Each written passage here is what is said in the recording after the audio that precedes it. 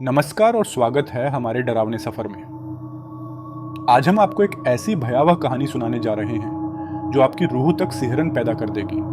अंधेरे में छुपे रहस्यों, अनदेखी परछाइयों और उन आवाजों की गूंज को महसूस कीजिए जो रात के सन्नाटे को और भी भयानक बना देती हैं। यह कहानी सिर्फ एक कहानी नहीं, बल्कि एक ऐसा अनुभव है जो आपको नींद में भी डराएगा।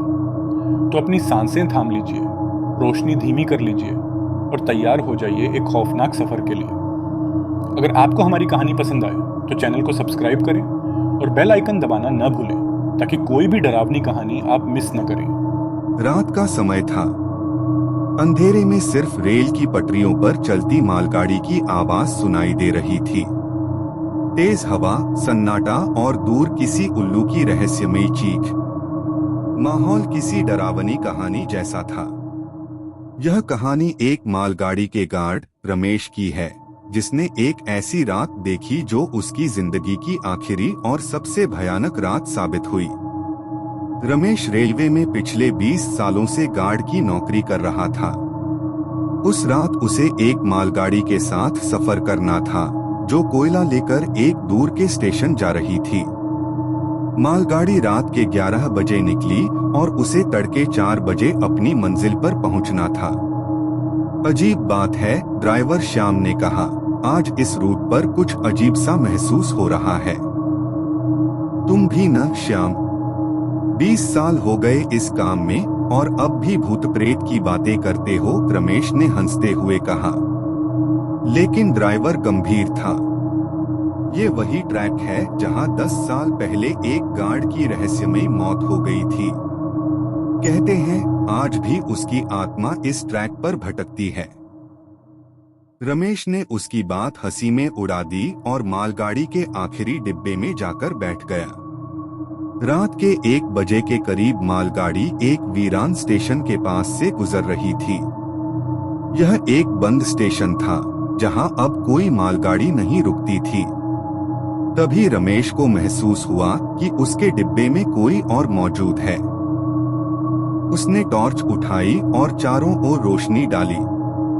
अचानक उसे एक कोने में एक आदमी खड़ा दिखा, लंबे कद का, सफेद कपड़े पहने। उसकी आंखें गहरी और डरावनी थीं। तुम कौन हो? रमेश के मुंह से कांपती आवाज निकली। आदमी धीमी आवाज में बोला, जहां से आया हूं वहीं वापस जाना है।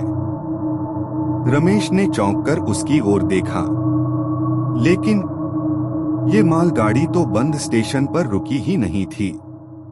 तुम अंदर कैसे आए? आदमी चुप रहा, बस उसकी आंखें धीरे धीरे लाल हो रही थीं।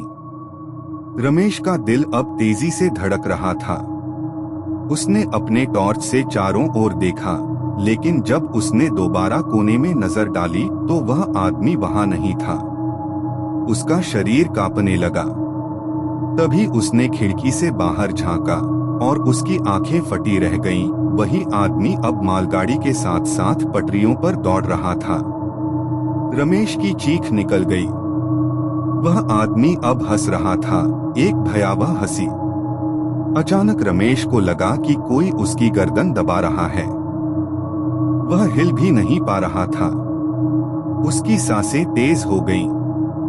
तभी मालगाड़ी एक और छोटे स्टेशन से गुजरी और रमेश का हाथ अचानक छूट गया। वह लड़खड़ाते हुए गिर पड़ा।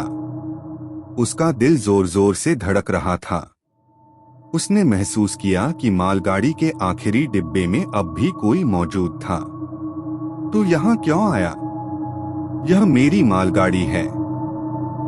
रमेश ने कांपते हुए पीछे देखा। वहीं अजनबी आदमी खड़ा था, लेकिन अब उसका चेहरा गल चुका था, आंखों से खून बह रहा था।